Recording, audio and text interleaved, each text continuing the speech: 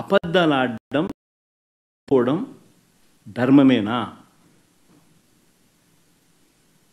నిజంగా అసలు ప్రొసీజర్ ఏంది, ప్రక్రియ ఏంది, ఎలా జరుగుతుంది అన్నది నిజంగా కూడా అందరూ ఒక్కసారి ఆలోచన చేయాలి.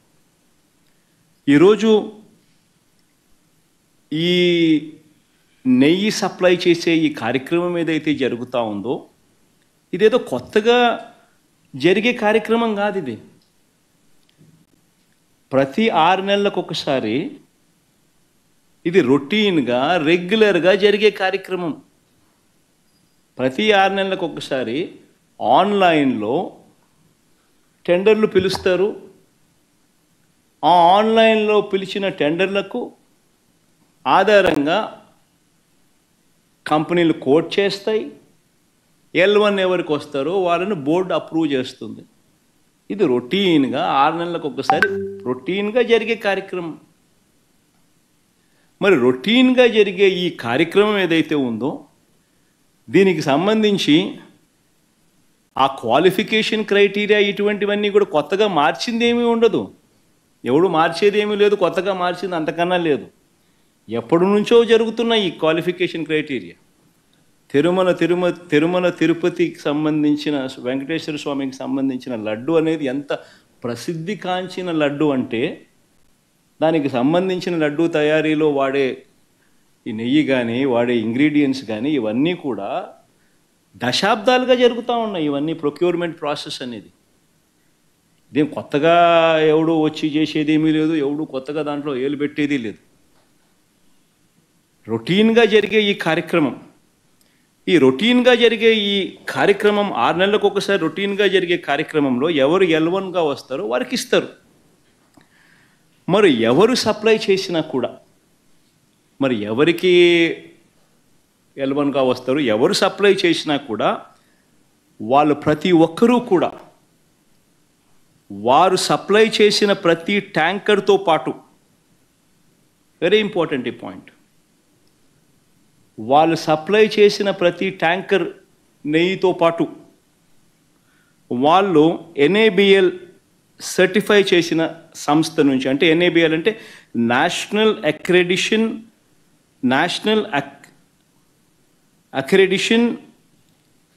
NABL national accreditation board for labs, national accreditation board for labs certify చేసిన సంస్థ నుంచి ప్రోడక్ట్ క్వాలిటీ సర్టిఫికేట్ తీసుకొని రావాలి.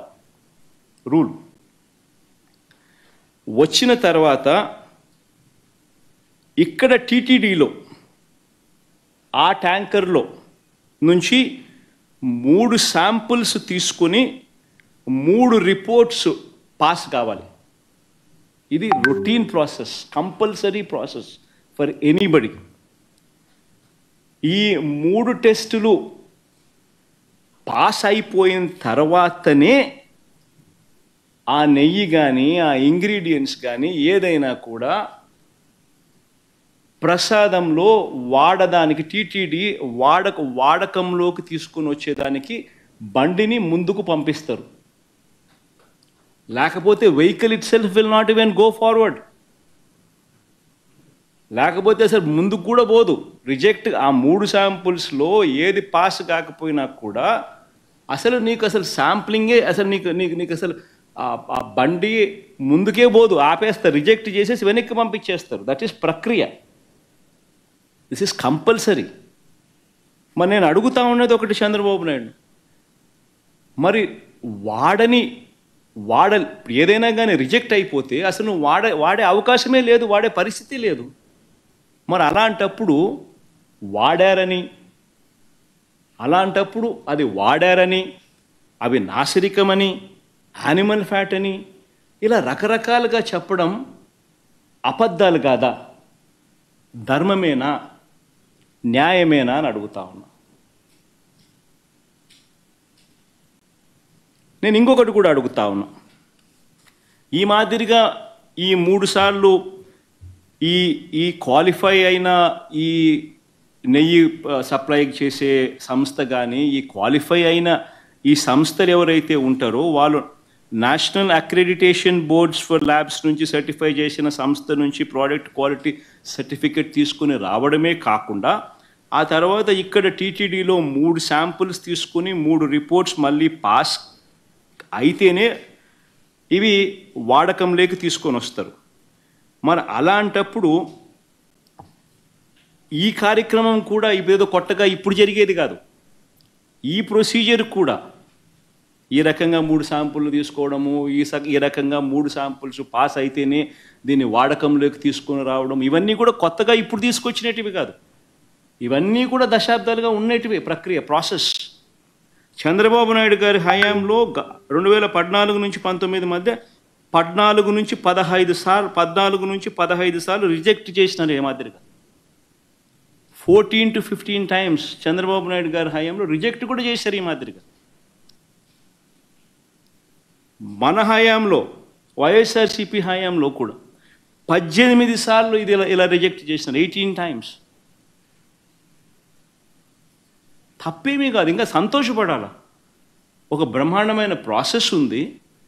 ఆ ప్రాసెస్ ఎంత గట్టిగా పనిచేస్తూ ఉంది అని అంటే ప్రతి ట్యాంకరు వచ్చిన తర్వాత 3 సార్లు ఆ శాంపుల్స్ టెస్ట్ చేసి దాంట్లో ఉన్న పదార్థాలను 3 శాంపుల్స్ దాన్ని టెస్ట్ చేసి 3 టెస్టులు పాస్ అవుతేనే దానికి యాక్సెప్ట్ చేస్తూ లోపలికి పంపించే కార్యక్రమం చేస్తారు అన్న ఒక మంచి రోబస్ట్ ప్రాక్టీస్ అనేది ఏదైతే ఉందో ఆ రోబస్ట్ ప్రాక్టీస్ను దాన్ని నువ్వు బ్రహ్మాండమైన ప్రాక్టీస్ ఉంది అని చెప్పి సంతోషపడాల్సింది పోయి, గొప్పగా ప్రాక్టీస్ ఉందని చెప్పి ప్రపంచానికి చెప్పాల్సింది పోయి, మనం చేస్తూ ఉన్న పని ఏమిటి? అబద్ధానికి రెక్కలు కడతా ఉన్నాం, జరగనట్టుగా చెప్తా ఉన్నాం. ఏకంగా చంద్రబాబు నాయుడు గారు అనే వ్యక్తి నాసిరకమైన పదార్థాలు వాడేశారని, యానిమల్ ఫ్యాట్ గీకు బదులు కూడా వాడేశారని, లడ్లు తయారైనాయని భక్తులు తినేశారని, ఎంతటి దారుణమైన అబద్ధాలు ఆడడం ధర్మమేనా అని అడుగుతా ఉన్నా. ఈ మాదిరిగా నిజంగా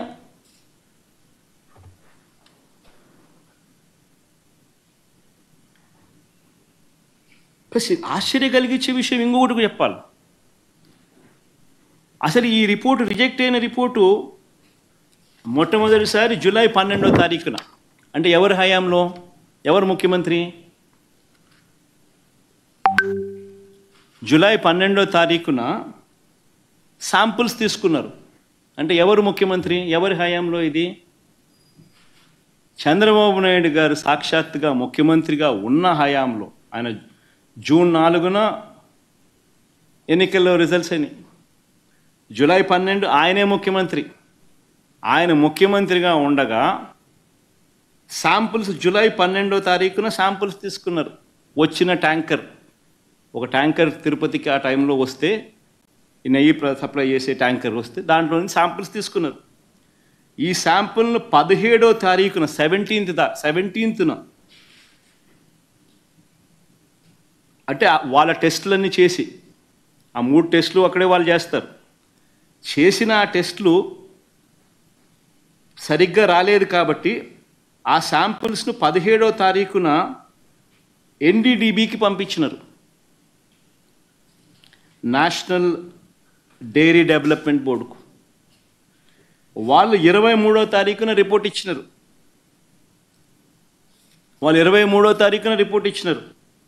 జూలై 23న. అవును, రిజెక్ట్ అయింది. నేను ఒకటే అడుగుతా ఉన్నా, జూలై 23వ తారీఖు నుంచి 2 నెలలు చంద్రబాబు నాయుడు ఏం చేస్తూ ఉన్నాడు? 2 నెలల తర్వాత ఇప్పుడు చంద్రబాబు నాయుడు గారి 100 రోజుల పరిపాలన మీద అడ్వర్టైజ్మెంట్ ఇచ్చినప్పుడు ప్రజలు సూపర్ 6 ఏమైంది, సూపర్ 7 ఏమైంది అని చెప్పి ప్రజలు చంద్రబాబు నాయుడు నిలదీస్తూ ఉన్నప్పుడు టాపిక్ డైవర్ట్ చేసేందుకు జూలై 23వ తారీఖున ఇచ్చిన రిపోర్టును ఇప్పుడు తీసి ఆ రిపోర్టును వక్రభాష్యం చేస్తూ ఆ రిపోర్ట్లో నుంచి ఈ మనిషి నోటికి వచ్చినట్టుగా, ఇష్టం వచ్చినట్టుగా అబద్ధాలు ఆడడం మొదలుపెట్టాడు. ధర్మమేనా అని అడుగుతా ఉన్నా. ఇంకొకటి ఆశ్చర్యకరమైన విషయం కూడా చెప్పాలి. ఆశ్చర్యకరమైన రిపోర్ట్ ఏంటంటే, పోనీ రిపోర్ట్ ఏమిటి అని ఒకసారి చూద్దాం. ఇది report.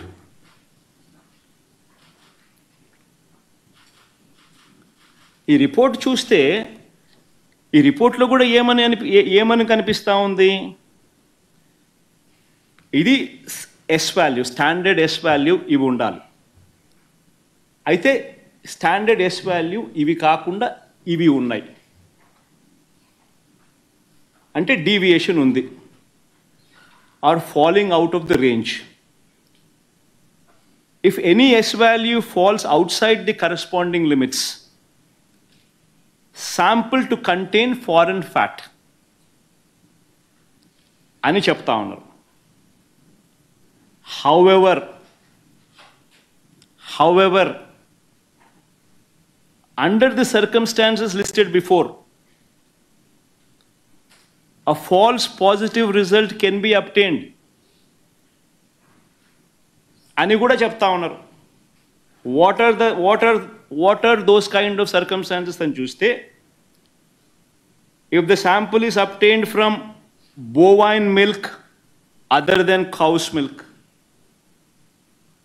if the sample is obtained from cows which received an exceptionally high feeding of pure vegetable oils such as repressed oil, cotton or palm oil, etc. Exception చెప్తా ఉన్నాను. Or if sample is obtained from cows suffering from serious underfeeding, or if the sample is obtained from cheeses, or if the sample is extracted by using the Gerber, Weibull, Berntrop or Schmidt, Bonsky, Rasgal methods. అంటే ఇవి exceptions కూడా ఉంటాయి అని కూడా చెప్తా ఉన్నారు. నేను చెప్పేది ఒకటే చెప్తా ఉన్నా, ఏదైనా కానీ ఒక రోబస్ట్ ప్రక్రియ టీటీడీలో ఉంది అని చెప్పడానికి సంతోషపడాలి, గర్వపడాలి. టీటీడీ అన్న దేవాలయం అన్నది, టీటీడీలో తయారయ్యే లడ్డు అన్నది, స్వామివారికి దగ్గర తయారయ్యే ఈ కార్యక్రమం అనేది ప్రసిద్ధి కాంచిన గొప్ప పరిణామం అని చెప్పాలి. టీటీడీలో ప్రాక్టీస్ చేస్తూ ఉన్న ప్రాక్టీసెస్ ఎంత గొప్పవి అని చెప్పి ఇంకా మనం పొగుడుకోవాలి. కానీ మనమేం చేస్తూ ఉన్నాము? ఒక రోబస్ట్ ప్రక్రియ ఉంటే ప్రతి వెహికల్ను సప్లై చేసే ప్రతి వెహికల్ వాళ్ళ సర్టిఫికేట్ తీసుకొని రావడమే కాకుండా, టీటీడీ ఆ ప్రతి వెహికల్లో నుంచి 3 శాంపుల్స్ తీసి ఆ శాంపుల్స్ పాస్ అవుతేనే నీకు లోపలికి పోయేదానికి పర్మిషన్ ఇస్తూ టీటీడీలో లడ్లు తయారు చేయడానికి ఉపయోగపెట్టే పరిస్థితి ఉంది అని చెప్పి తెలిసినప్పుడు, ఇంత గొప్ప ప్రాక్టీస్ ఉన్నప్పుడు, ఇంత గొప్ప పరిస్థితి ఉన్నప్పుడు క్రెడిట్ తీసుకోవాల్సింది పోయి మనం ఏం చేస్తూ ఉన్నాము? అబద్ధానికి రెక్కలు కడతా ఉన్నాం. రెక్కలు కడుతూ ఇవన్నీ శాంపుల్స్, ఇవన్నీ టెస్టుల్లో ఫెయిల్ అయినా కూడా వాడేసినారు, లడ్ల కింద తయారీ చేసేసినారు, ప్రజలకై భక్తులకై పంచిపెట్టినారు, భక్తులు అలాంటి లడ్డు తిన్నారు అనే ఒక ముఖ్యమంత్రి స్థానంలో ఉన్న వ్యక్తి టీటీడీ వెంకటేశ్వర స్వామి గుడిని అపవిత్రత పాలు చేస్తూ అక్కడ తయారు చేసే ప్రక్రియను అభాస్పాలు చేస్తూ మన గుడిని, మన వెంకటేశ్వర స్వామిని మనం తగ్గించుకుంటున్నాం.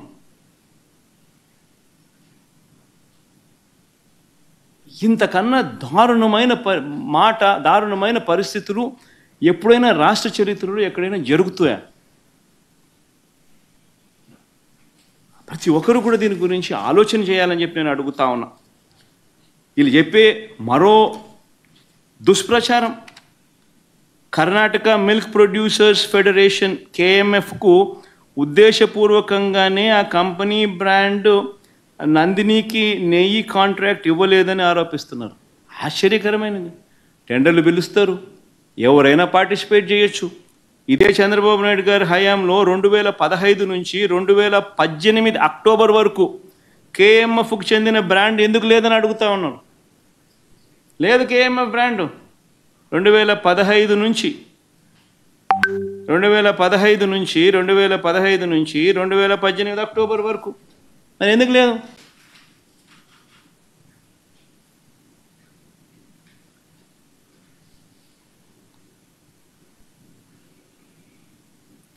ఇంకొకటి ఆశ్చర్యకరమైన విషయం, ND national dairy development board report July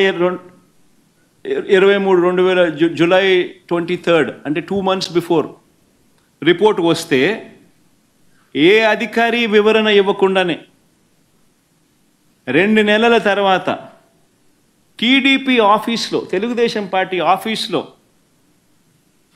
ఆ రిపోర్ట్ రిలీజ్ చేస్తారండి.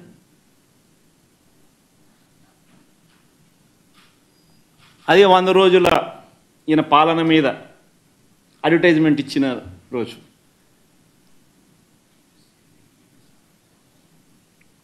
అసలు తిరుపతి తిరుమల దేవస్థానంలో నిజంగా మనం వచ్చిన తర్వాత, వైఎస్ఆర్సీపీ ప్రభుత్వం వచ్చిన తర్వాత ఎన్ని విప్లవాత్మక మార్పులు ఇంకా తీసుకొచ్చాం. అక్కడ ఉన్న ల్యాబ్స్ని ఇంకా మనం స్ట్రెంథన్ చేసాం. CFTRI central food technology research ఇన్స్టిట్యూట్కు చెందిన వాళ్ళతో అనుసంధానమైనారు టీటీడీ వాళ్ళు. అక్కడ ఇంకా ల్యాబ్స్ను మెరుగుదిద్దినారు.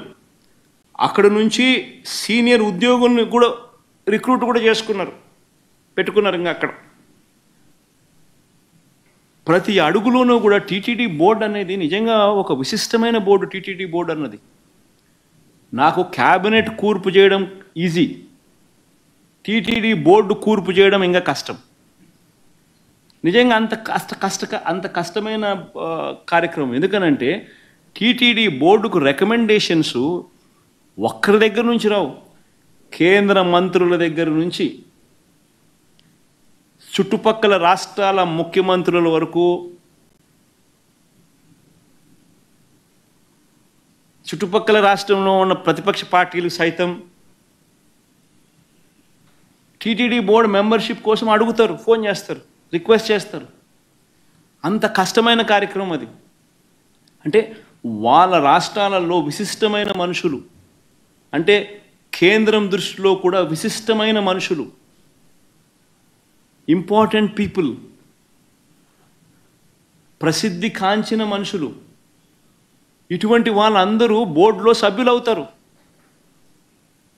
ఆ బోర్డు కూర్పు చూస్తే అటువంటి విశిష్టమైన వాళ్ళందరూ బోర్డులో సభ్యులు. వాళ్ళందరూ రాటిఫై చేస్తారు దీన్ని. ఈ టెండర్ల ప్రక్రియను రాటిఫై చేసేది board. Government of Andhra Pradesh does not get involved in TTD matters. It's autonomous body. The board takes decisions. ఇటువంటి ప్రసిద్ధిగాంచిన మనుషులు ఉన్న board, they ratify these decisions. It's a beautiful practice. TTD అనేది ఒక బ్యూటిఫుల్ ప్రాక్టీస్, ఒక గొప్ప వ్యవస్థ, ఒక గొప్ప ప్రాక్టీస్ అందులో ఉంది. బియాండ్ ఎనీ డౌట్స్, బియాండ్ ట్రాన్స్పరెన్సీకి పెద్దపీట వేస్తూ కేవలం దేవునికి మంచి చేయడం ఎలా అన్న ఒకే ఒక్క మైండ్ సెట్తో పనిచేసే మనుషులు అక్కడ బోర్డు మెంబర్స్గా ఉంటారు. అటువంటి వాళ్ళు చేస్తారు. ఈవెన్ టీటీడీ బోర్డు మెంబర్ గురించి, వైవి సుబ్బారెడ్డి గురించి కూడా మాట్లాడాల్సి వస్తే 45 సార్లు ఆయన అయ్యప్ప మాలకు పోయినాడు తెలుసా. 45 సార్లు పైన ఆయన అయ్యప్ప మాల వేసుకున్నాడు ప్రతి సంవత్సరం. అంతకన్నా గొప్ప వ్యక్తి ఎవడన్నా టీటీడీ బోర్డు మెంబర్ కాగలుగుతాడో చెప్పండి? అంతకన్నా భక్తుడు ఎవడన్నా ఉంటాడో చెప్పండి? 45 సార్లు టీటీడీ మా అయ్యప్ప మాల వేసుకొని అది స్వాముల్లో కూడా ఏంది సూపర్ స్వామి గురుస్వామి స్టేజ్.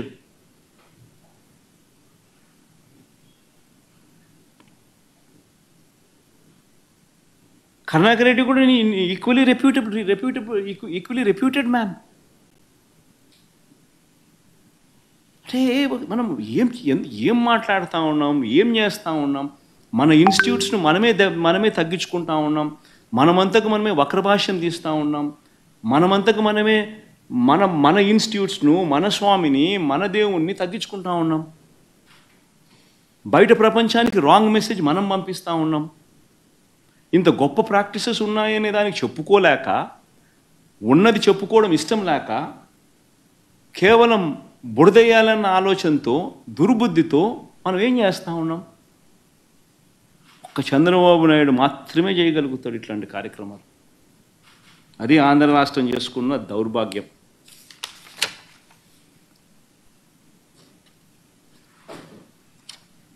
నిజంగా టీటీడీలో వైఎస్ఆర్సీపీ వచ్చిన తర్వాత జరిగిన అనేక మంచి కార్యక్రమాలు, ఒకటి కాదు, రెండు కాదు, అనేక మంచి కార్యక్రమాలు జరిగాయి. వైఎస్ఆర్సీపీ ప్రభుత్వం వచ్చిన తర్వాతే నవనీత సేవ మొదలుపెట్టాం. దీనికోసం స్వచ్ఛమైన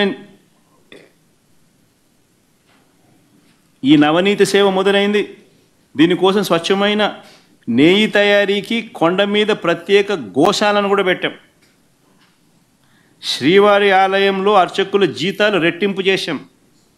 ఇంకా ప్రసాదాలు తయారు చేసే పాటు కార్మికులకు సర్వీస్ క్రమబద్ధీకరించడంతో పాటు వారి జీతాలు కూడా పెంచడం జరిగింది వైఎస్ఆర్సీపీ హయాంలోనే.